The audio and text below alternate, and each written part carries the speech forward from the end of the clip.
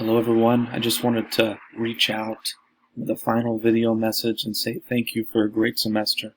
I thought everyone did a fantastic job as we talked about communication, learned about how to communicate effectively, and then learned different styles in regards to communication.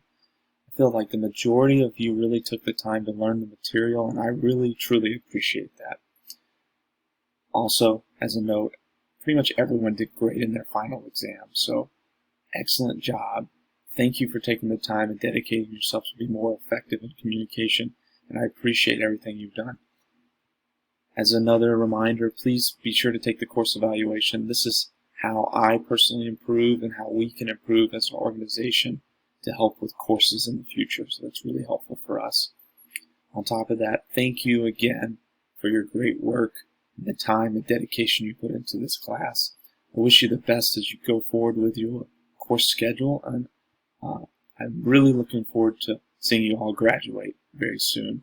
On top of that, if you need anything at any point in time, even if you're in another course in relation to anything that I could help you with, maybe there's an APA question, anything like that, always feel free to reach out via email.